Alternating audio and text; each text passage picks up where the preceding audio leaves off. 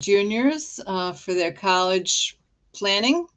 Um, it's very overwhelming, and I know that there's been a little confusion because we are also doing, for the students, we're having a live meeting in person on Monday. So I apologize for anyone who was confused about that.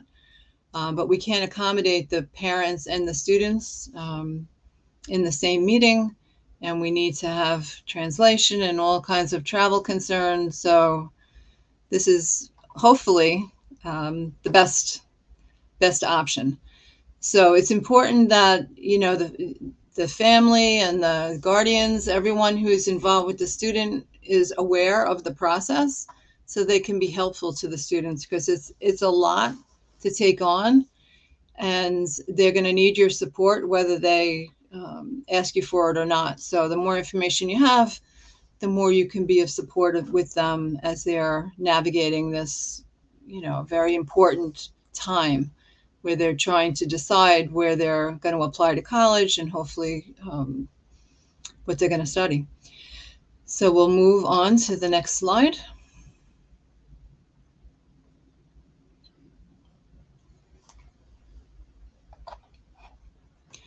Okay. So college planning can be all of these things: intimidating, daunting, overwhelming, stressful, and scary. And sometimes the response to that is for students to freeze. And so they don't do anything. They procrastinate, they do everything in their power to avoid starting the work that's necessary to create a list and to understand what's expected of them.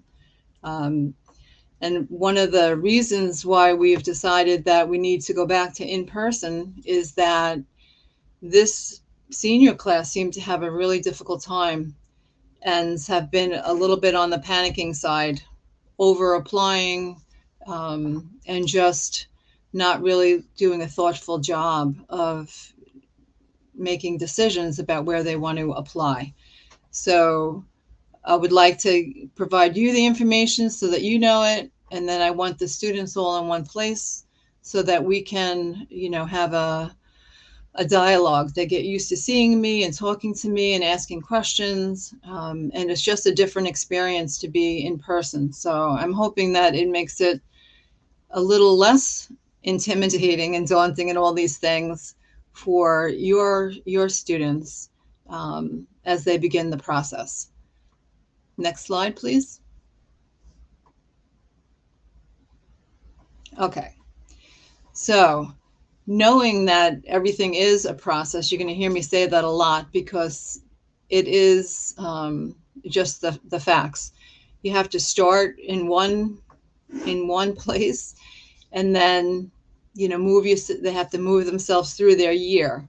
So during this school year, and some of the students, I'm sure, are already doing this. They may have friends who are a little older who said, you know, don't be waiting, get right to it. But use this time, this junior year and the summer, to really prepare for the whole application process. It's not a great plan to wait until September to start thinking about, oh, where would I like to apply? There's so many considerations, and it's my hope that by September, when students come back for their senior year, that they have at least 10 to 12 colleges that they are reasonably happy about and considering applying to, and that will include safety schools, target schools, and reach schools. And, you know, I'm going to be saying these same things over and over all year, trying to, you know, push home the idea of planning is going to make this process so much easier. And to just, you know, breathe in and out. Don't forget, if you hyperventilate, then you cannot think clearly. So the calmer that students are and parents are, then the smoother the whole process will be. Next slide, please. Okay. So when you think of your college search and what is involved in deciding, the parameters for you. It's very important to take an honest look at the GPA and the particular courses that have been taken up till this point in time. And keep in mind that right through senior year, the colleges care not only how you're doing with your GPA, but they care very much about the rigor of the courses that have been selected. Our students tend to apply to schools that are highly selective. And so the expectation is that the students will have very rigorous courses right through senior year and do extraordinarily well. There have been many situations where students have, gotten a little lax in their senior year, and their GPA kind of dips down, and that can have an impact, even once an offer is given, because the colleges look right up until June, how is the student doing? They want to know that the student is still prepared to go off to college and do well. So standardized test scores still have a place in some schools. Some schools still require it, special programs for scholarships.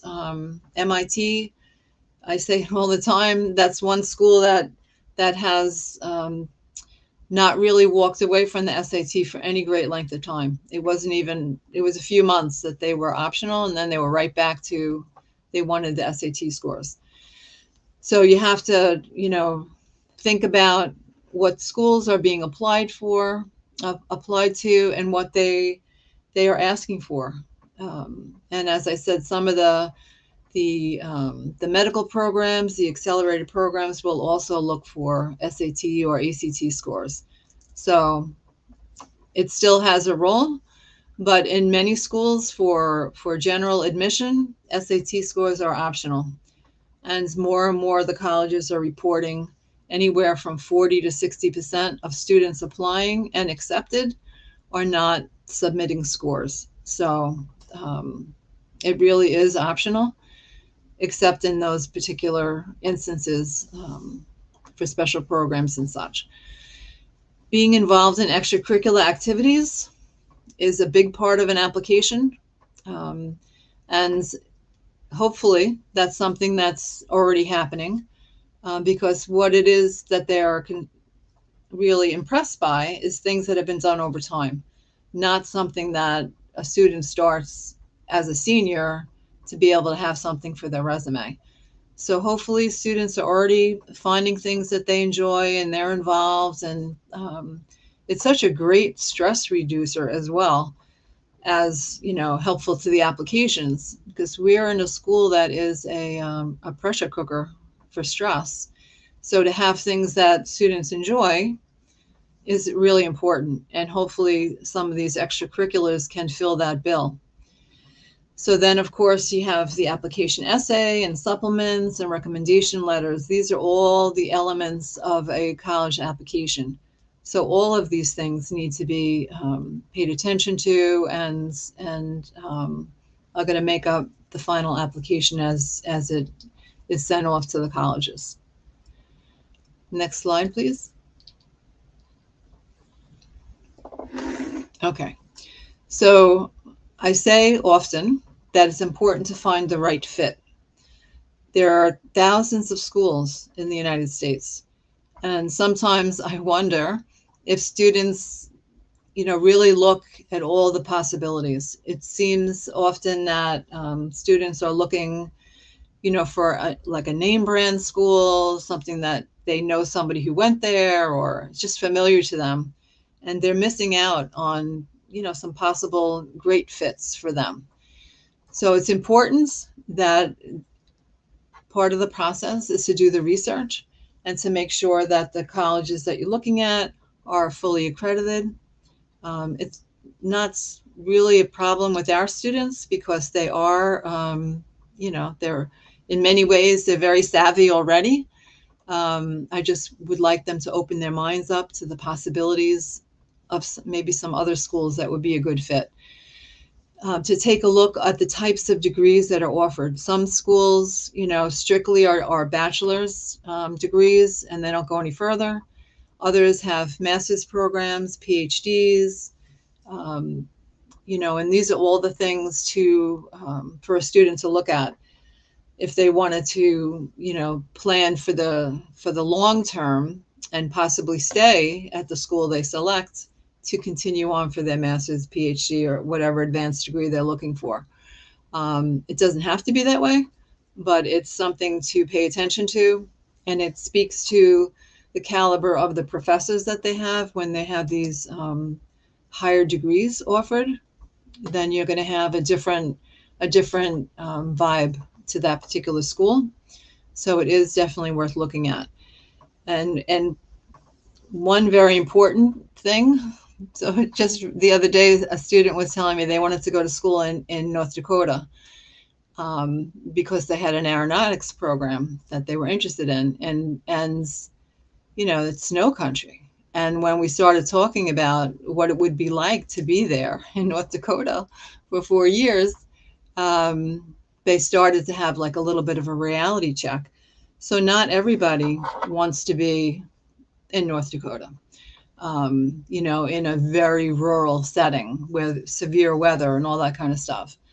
On the flip side, there are many students, where we live in a city center, and many students that say, I'm tired of this urban setting. I want, something different. No, I don't want to go totally rural, but, maybe something in between. So it's very important because they're going to be living there if they go away, for 4 years. So if they're unhappy, if they don't have some outlets for them in either in the school or in the area that the school is located, it can be very difficult. Because just like at Tech, where I'm saying it's important to have these outside activities, extracurriculars, things like that, to keep you motivated and positive while you're working so hard. The same thing when you're at college. So students that are more city type, they have to make sure that they're, it's hard to compare New York City to pretty much anywhere, but if you need to be close by to a city, some type of a city, that's a consideration. And as good as the school may be, if it's in a setting that is not conducive for you to be happy and peaceful and comfortable, then maybe that's not the right fit. So all these things are really important. One of the things that I enjoyed with my own children was taking road trips and visiting colleges. We were all over the Northeast looking at different schools, and it was a real opportunity for them and for me to see what it was really like. And all of them are impressive, and that when you go on a tour, they're doing everything to entice you, but you have to kind of keep some objectivity there and envision yourself and your student, so they can envision themselves on that campus and say, yes, I can do this in this setting for 4 years. This would be a good fit for me. So it's not always possible to visit, but when it is possible, it's very valuable. In addition, the size of the student body is really important. There are colleges that have under 1,000 students, for all 4 years on their campus. So it's kind of tiny, actually smaller than we are right now. And then there are schools that have upwards to 60, 80,000 students. It's a small city and everything in between. So students need to think about that as well. Do they operate well in that kind of environment where, they're one of many?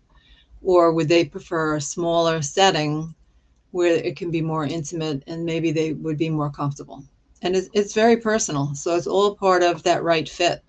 And there's not a right answer, a general right answer. There's an individual right answer. And the size of the class. Oftentimes the intro classes for freshmen are going to be large, like a lecture style. So it could be couple of hundred students or more in a class, and then it's important to look at what is the the normal size class look like? Are there, 10, 15, 20, 25? How many students in a class on average? And what's the ratio of the student to professor? So these are all important things. Most students who are doing well in our school do so because they have some kind of rapport with their teachers, and teacher knows them, they understand how they learn, and they work well together. And it's the same type of a thing in college.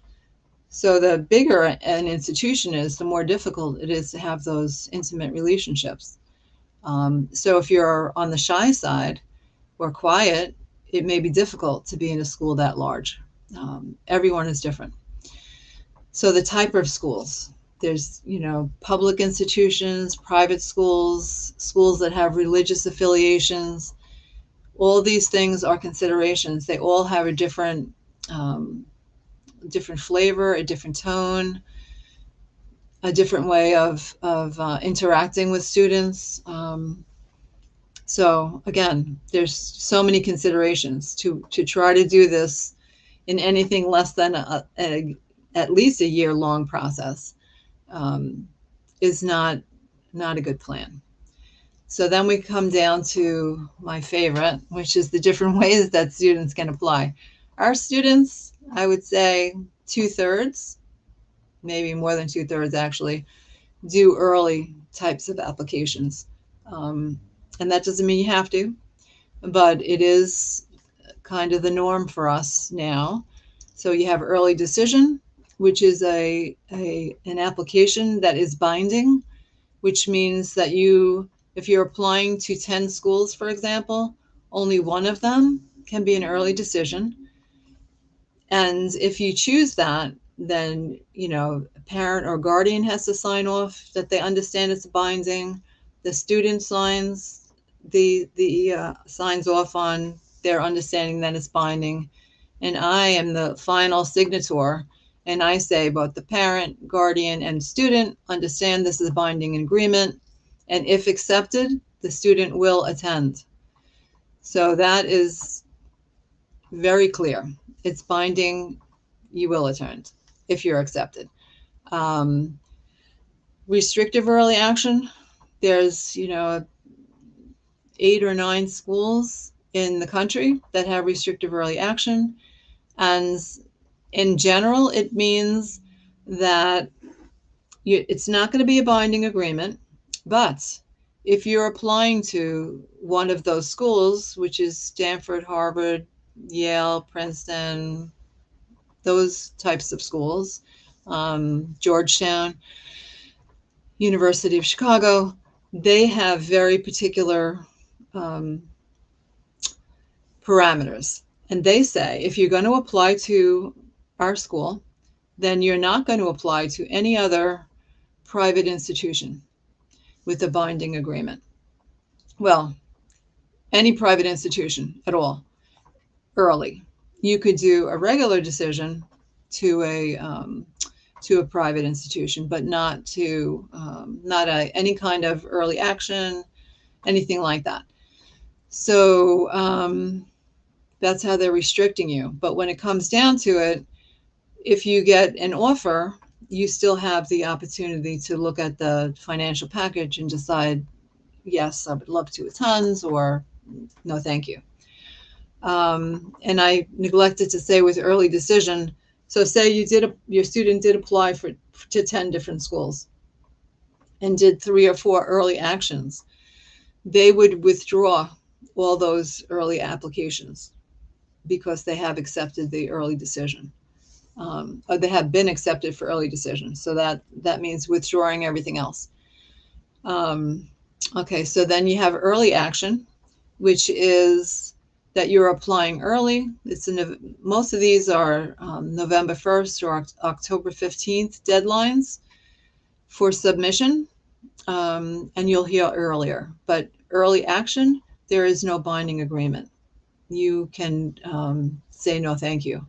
And you don't have to even make a decision on whether you're accepting or not that offer until May 1st. So there's a lot of freedom in that. And there's a lot of reasons why people do early decision. So I don't want to give you too much at one time because it's overwhelming. And then, of course, we have regular decision, which is always interesting to me that some of our top students choose regular decision. And they'll say to me, I'm going to apply regular because I'm working so hard. I don't want to stress myself to try to get these applications out for October 15th or November 1st. I'd rather take my time and submit them in January. And it makes sense, especially for a strong student, because even as they're applying to more competitive schools, they will have a strong application. So, it's not going to impede them. And for a lot of students, it's just, we are a stressful school. So they are tired and they are, under the gun, and, trying to apply to college while you're taking, 3 or 4 APs in senior year, it's not an easy thing. And nobody's going to say, oh, don't worry about all these tests and projects that are due. Do your application. No, they're going to everyone expects that you're going to stay abreast of all the work that has to be done. So all of these things that I'm talking about, they're worthy of conversations, between parent, guardian, and child, to really look thoughtfully. What's the best choice here? What's the best plan for our particular situation? And it is a family decision, because it's a large financial burden for the student, for the family, for everyone. So it's definitely worthy of some serious conversation. Okay, so the final thing, as far as looking at what would be a right fit, would be looking at the average scores that a student who has been accepted to this school in the past has achieved. So the average GPA, the average SAT, if they submitted it, that type of a thing. Right now, I would say that the SAT scores that will appear on most college web pages are distorted, because only students who are scoring very high are submitting. As I said, 40 to 60% are not submitting. So that means those scores are not being added to what is being presented on the website as the average. It's just the average of those that submitted it. So it's not as easy to judge as it was in the past when everyone was submitting. So just keep that in the back of your head, that there's a little more digging to go on. They should say somewhere on their website how many students were accepted without test scores. And then you can see that those average numbers are not quite the real story. Okay, next slide, please. All right. So also the reality of the right fit is the cost. So private institutions can be anywhere from, 60 to 84,000 and rising, because tuition goes up every year. They bump it up a little bit. So it's a big financial undertaking. So there's a difference between tuition and the cost of attendance, because tuition is one thing, but if you're going to live there, you have to include room and board. And of course, there are fees that every college has, lab fees and student activities fees and all kinds of things. And then there's books, although some schools are offering the ebooks now, which really, so I'm old school. I'm not really a fan of ebooks, but cost-wise, it could be a game changer if students are able to operate with those types of books, not to have to pay, hundreds of dollars for one textbook that you'll never use again. So these are the kind of things to think about. And then, of course, you have to travel back and forth.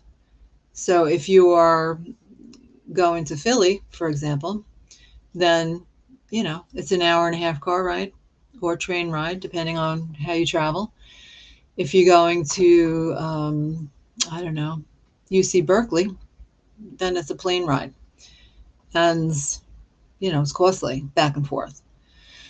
So all these things to talk about, to think about, and to really lay it out and say, is this a good plan for our family? If you have more than one child, you have to remember that if they're younger kids, you have younger children, you want to be able to support them through college too. So you have to kind of be equitable and just take a hard look at what is being offered. So leading us right into the types of aid that's offered. So a lot of the private institutions have lots of money. They have very wealthy alumni who give them endowments, and they say, here you go, and I want this to be for a certain purpose. Bloomberg gave Johns Hopkins $1 billion with the B dollars maybe 2 years ago, and said specifically to be used for low-income students to be able to attend Johns Hopkins. So that happens, not $1 billion, but it happens in very big numbers in these private institutions. And so they are, post-pandemic especially, kind of vying for students. And they will, have very, very good offers for very good students. So if your student is a high achiever and has done a lot of activities and is that poster child for what a college is looking for, maybe there could be money available. So we always say don't ignore the private schools, but kind of weed through them and see who is more generous than not, and what the parameters are for them dispensing the monies that they have. Is it strictly merit? Is it need? Is it need blind? What's going on? More and more colleges are saying, the private schools are saying that they will meet full demonstrated need for students under a certain income. So, those kind of things could be a game changer for a family. So you have to really look into all these things and consider it. All right. And the faculty credentials goes with, what I was saying earlier, how about the caliber of the faculty. If there's a lot of adjuncts, that means that they're, kind of transient, that they may have been there for a long time, but they're not faculty per se. They're adjuncts. So, and not to put them down, they fill a need and they're wonderful, but it's just a different kind of a mindset than somebody who is, has their PhD, is a full professor. It's different. So you want to pay attention to those things, because again, it just speaks to the caliber of the education. Student organizations. So again, just like we have things going on here, I mean, our school, any given day is alive with activity. There are so many clubs going on and teams going on and performances being prepared for, and music programs and wonderful things. And the same in the colleges. So you want to make sure that part of the process of finding that right fit is, does this school offer the things that my student is interested in? Whether it's a music program, the opportunity to be involved in music but not be a major, an opportunity to be involved in theater but not have it as a major, sports teams, all kinds of clubs. Do they have intramural things going on? You really just want to know everything about that school, because again, that's, if they're living on campus, This will be their life. So you want to make sure, they want to make sure, everybody wants to make sure that there are lots of opportunities for them in a healthy way to be very involved in their college. So, and of course, everyone's favorite is, what are the dorms like? And I have to say, they're getting better and better.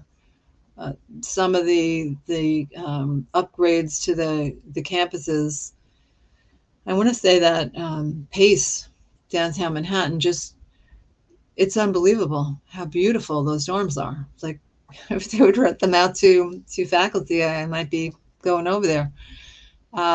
It's really amazing. And I guess they're listening to student complaints or concerns or wishes and dreams, and a lot of the upgrades are within the realm of making that dorm, which is the student's home for 4 years, more comfortable. So those kind of things. And of course, the graduation and retention rates, how many students stay. Like, oftentimes the freshman class is the largest class in a college. And then students, they either don't come back, they transfer, whatever happens. So those kind of things. How many students start and finish within a normal 4 to 5 year range at that particular campus? It tells you, again, about the caliber of the students and this college itself, that they're able to retain their students, and people are graduating in a reasonable time. Do they have career and graduate placement, which is another thing that some schools do a really fabulous job. I've been talking to some of the reps that say they have lifetime career placement.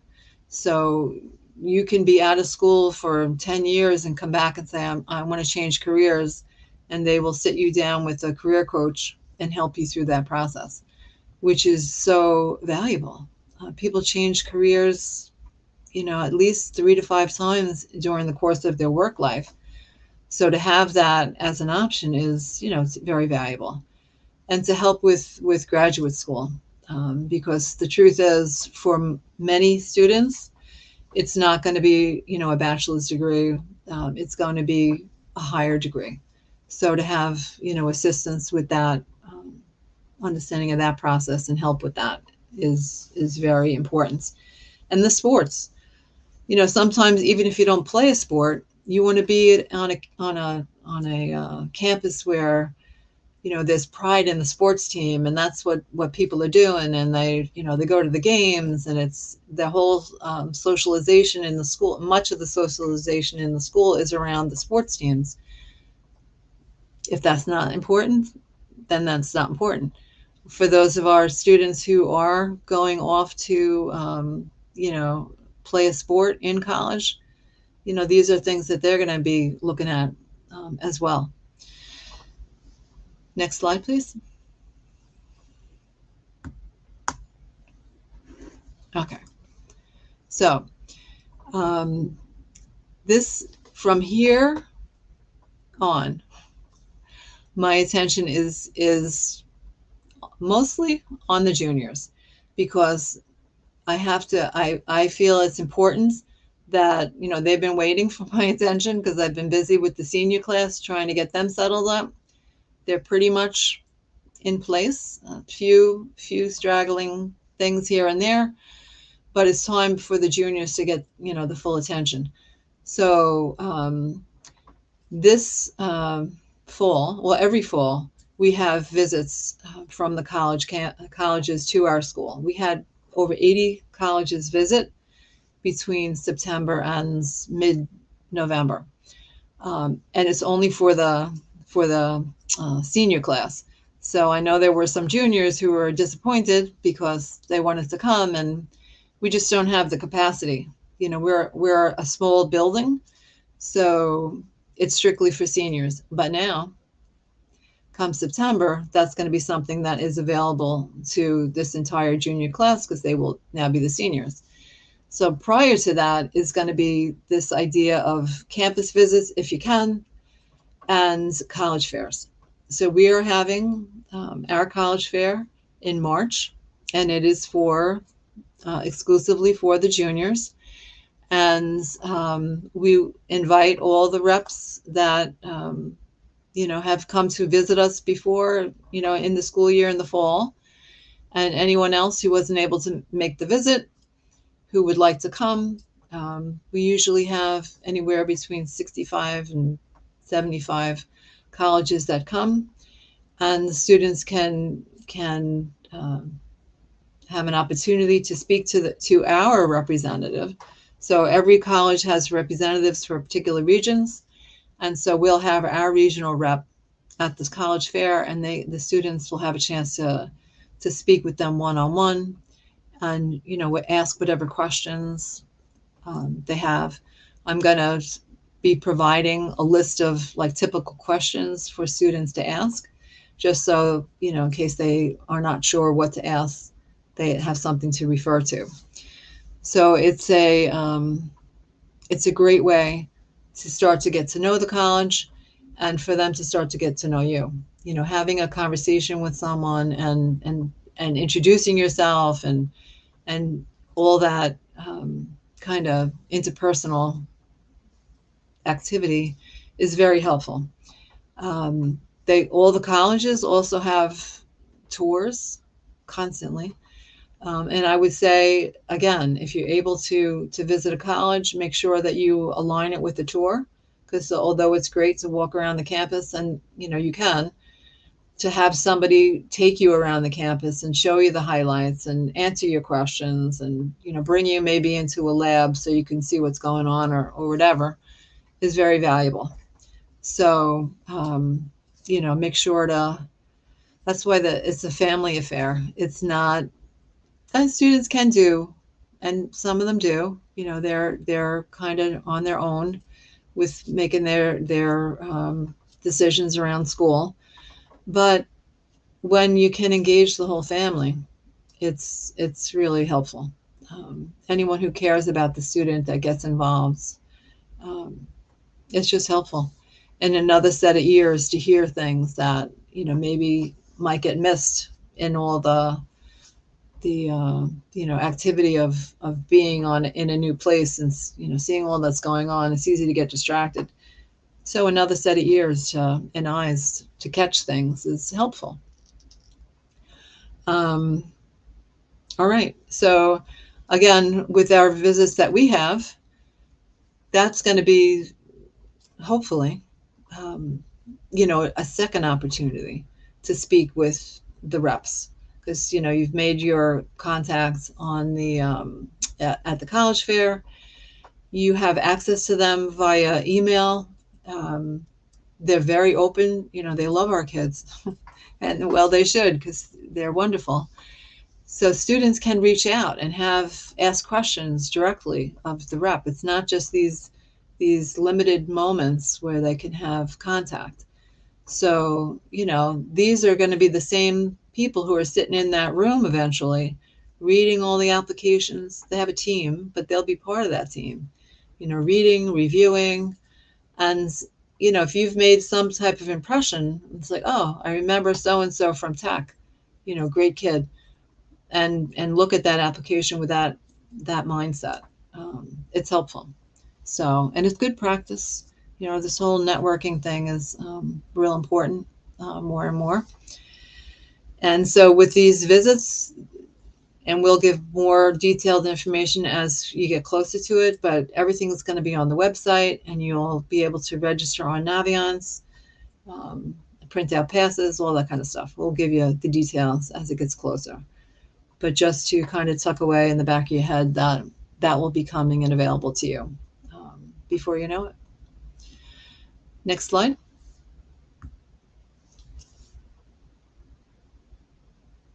Okay, so it always bears repeating the types of applications. So regular decision, anytime, in general, after January 1st, they come due. Some colleges have February, March, April. Some roll right on through the summer. Some roll until they're full. There's all kinds of things with regular decision.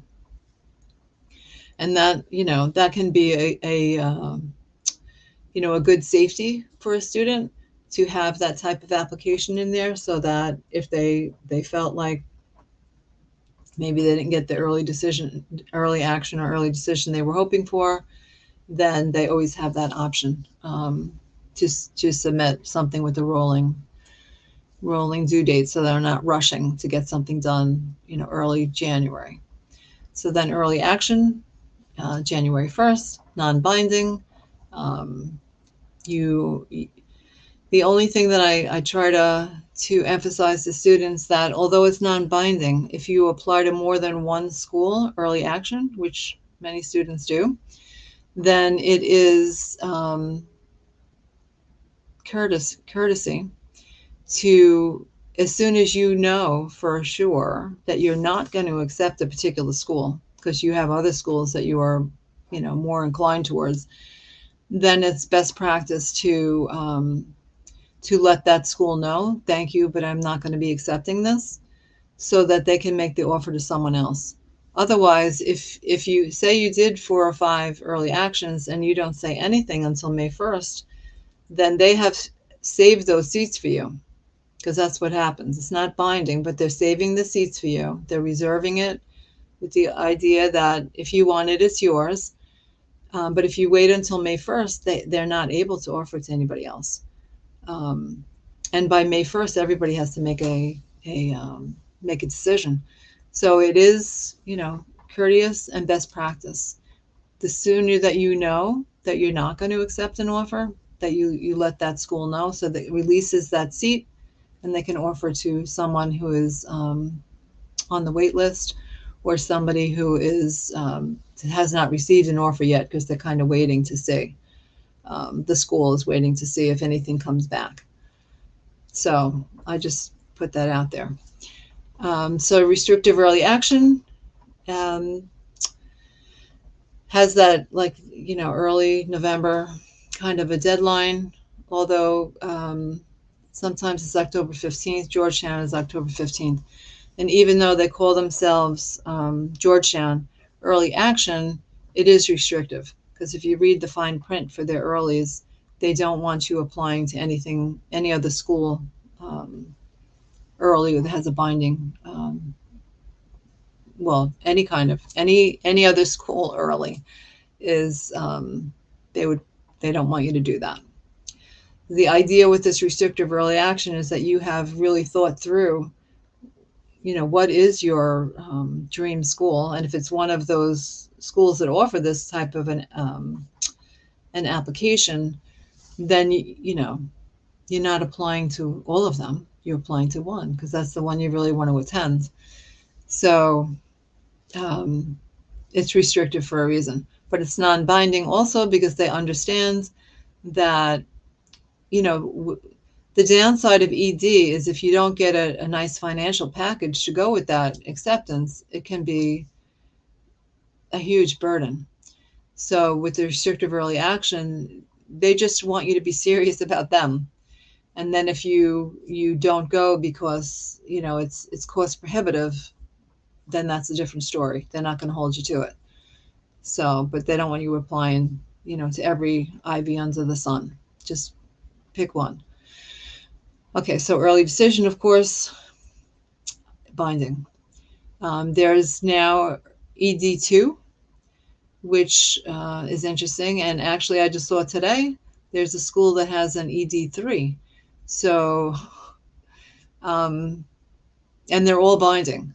So you can only do one at a time. So some students choose not to do ED1. They'll apply, to their early schools, early action. And then if they didn't receive an offer, or didn't receive an offer that they wanted, then they'll do an ED2, which is generally due in early January. And this ED3 is, I have to look more deeply into it because I just read it this afternoon. And I don't know how widespread it's going to be, but ED2 is spreading like a slow burning wildfire. So I don't know if that's going to be college's ways of locking in a student with an early, just giving them more time to decide. So more will be revealed. And sometimes the ED2s are the same day due date as the regular decision, which I find very interesting. It's different for every school.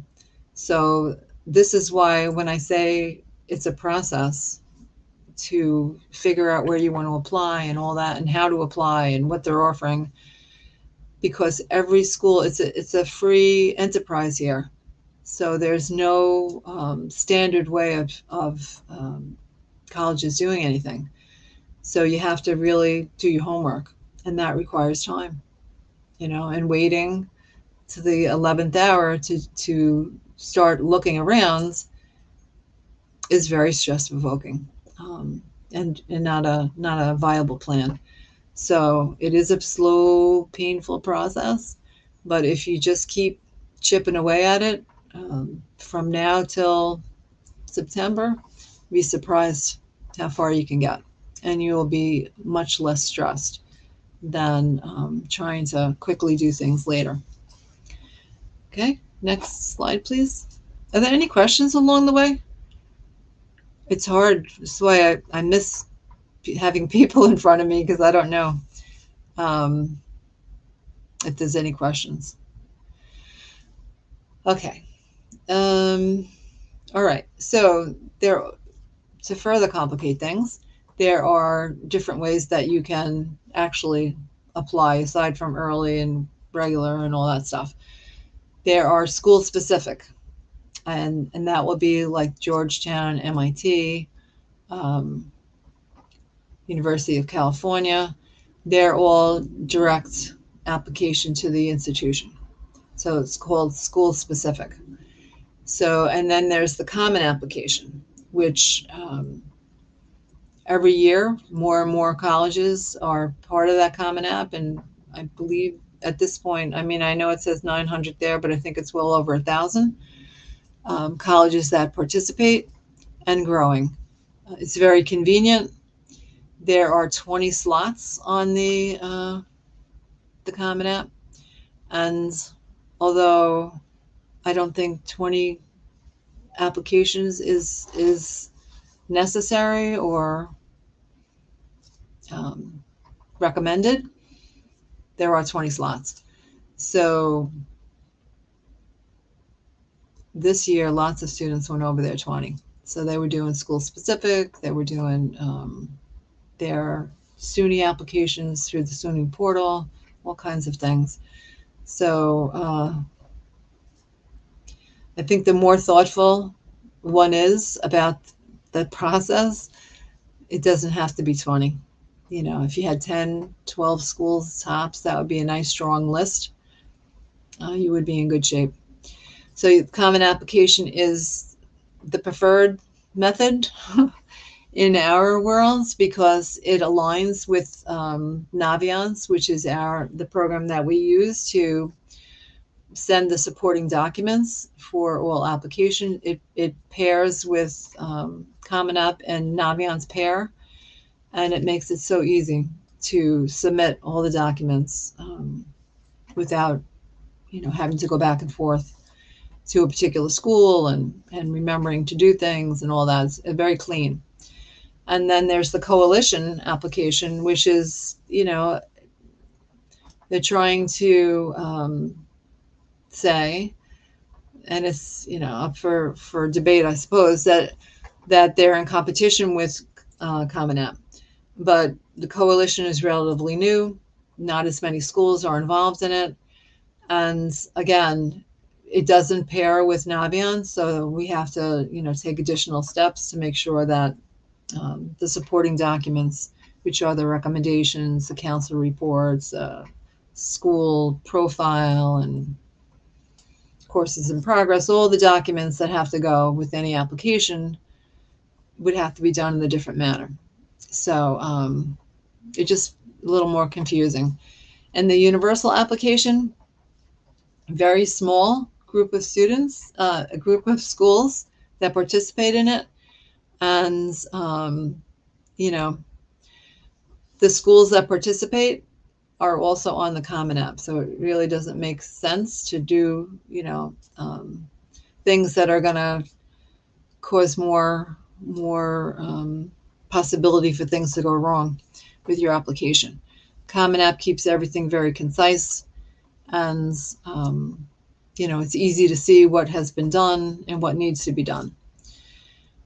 So, but again, the school specifics you have to do for these schools, and a few others here and there, you have to do it through their website, and that's just the way it is. Okay, so I guess that's, we'll move on from there. Next slide, please. Okay, so again, I already spoke to this, that it's relatively new, and they may be on the coalition application like Brown and Dartmouth, but they're also on the Common App. So it will depends on the student's choice, but I think it's simpler to keep it as undiversified in ways of applying as possible. So fewer mistakes. These last couple of classes have gotten larger each year. This current senior class is 352, and I do believe this junior class is 359. So, it's hard to keep track of that many adolescents who are changing their minds quite often. So when we have it all in one place and we can follow it easier, it's just better for everybody. So anyway, but it's not that we don't do these other ways, but we try to, encourage students to keep it simple. Okay, next slide, please.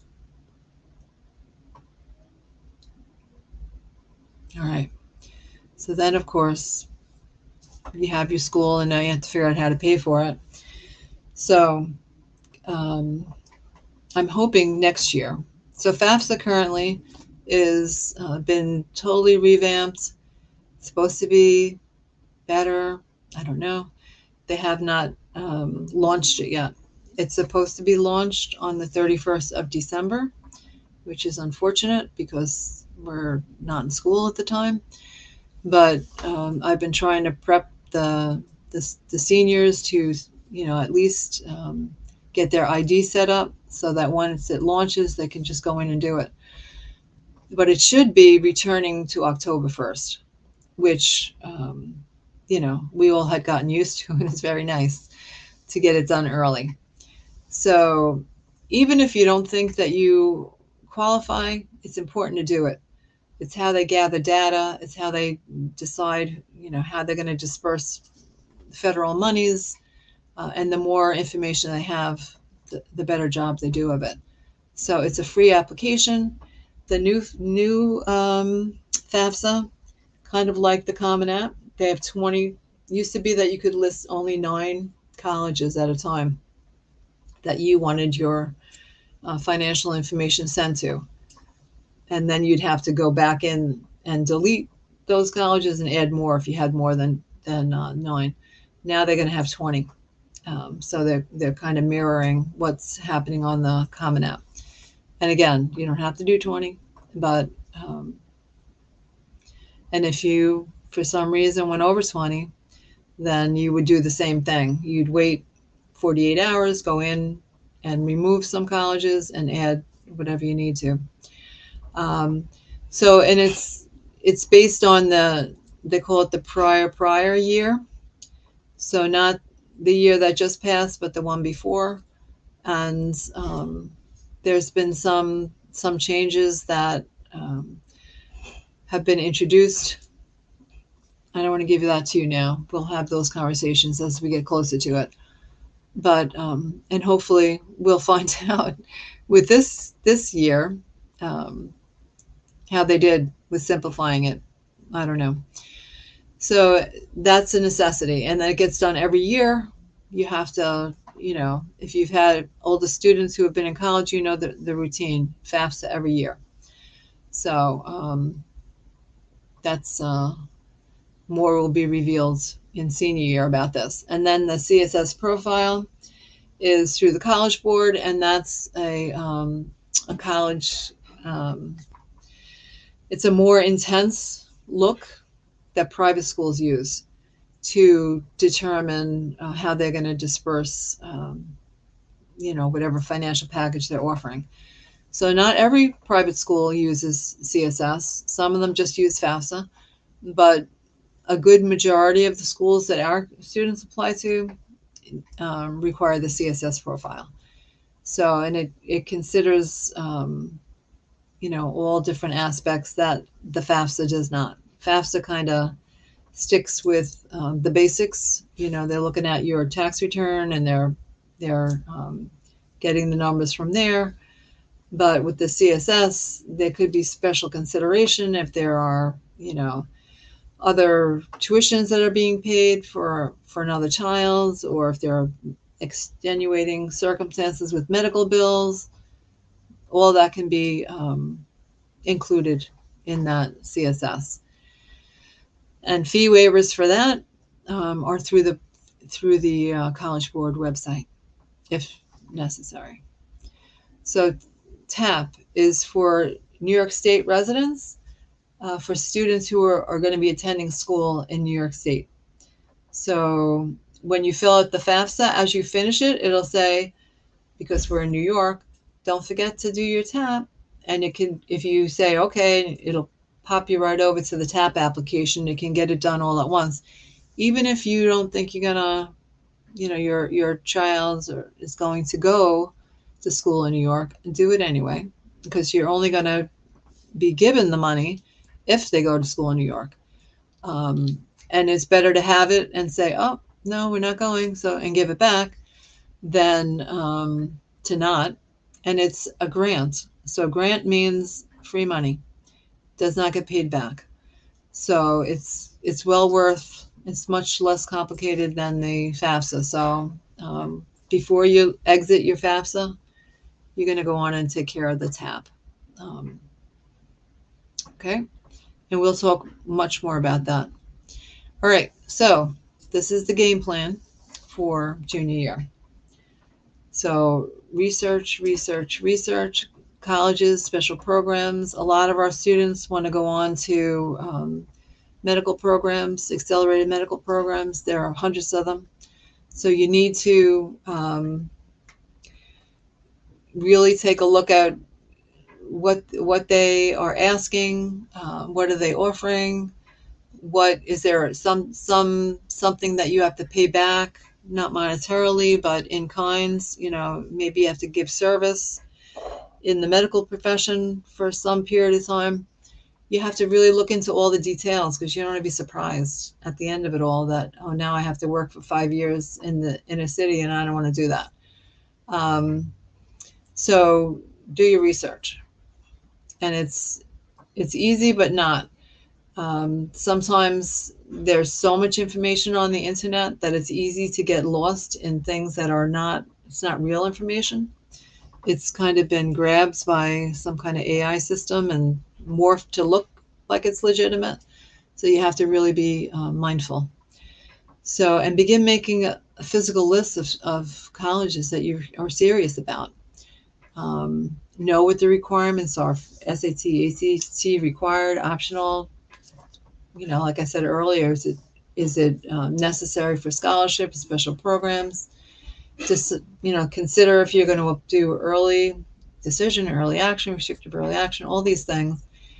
And if you are going to, you know, seriously consider submitting your SATs, then, you know, start scheduling when you're going to take this exam. I know a lot of our students take it very, very early, but I like to encourage juniors to wait until spring of their junior year. You know, they're a little further along developmentally. They've had a little more knowledge imparted to them in the classes that they were taking, and just organically they're in a better position to sit for that test in the spring. So keep it in mind. There are tons of scholarships. I'm on the scholarship committee. I coordinate, the scholarships and send out just so many. And there's currently one in the classroom for the juniors, the Coolidge, which is a junior only scholarship. It's a full ride to any institution in the United States. Of course, things that you have to do, but that is, something that's available right now for the juniors. And so the College Board has, if you go on there, they'll see there's all kinds of scholarships that they have that you can apply for. I always encourage students to register with Going Merry, which is also another scholarship site that once you fill out a profile, they will weekly, monthly, and you could do this now if you haven't already done it, and they'll match you with scholarships that you qualify for. Because again, it's a lot of work to get scholarships, and the students who are successful apply to many. And it's, the more you apply to, the more possibility that you will get something. And again, make sure that your resume is in place, that you're not scrambling to put something together, that you have things that you're already doing. Maybe you want to build upon it and do more things. That's wonderful. Keep doing whatever you're doing. Make sure that you keep your eyes open for the fairs that are going on. The Big Apple has a huge fair in Javits Center, if that's something that you want to do. And then in May, you're going to start asking your junior teachers for recommendations if they would write for you. And again, we'll be talking about that more in detail.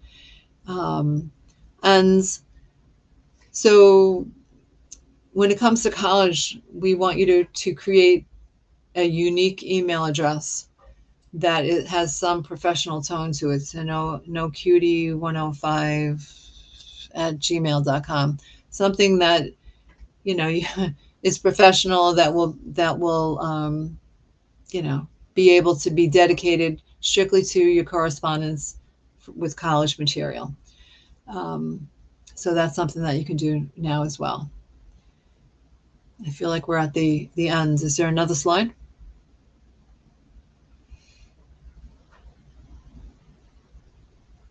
All right, so here we are.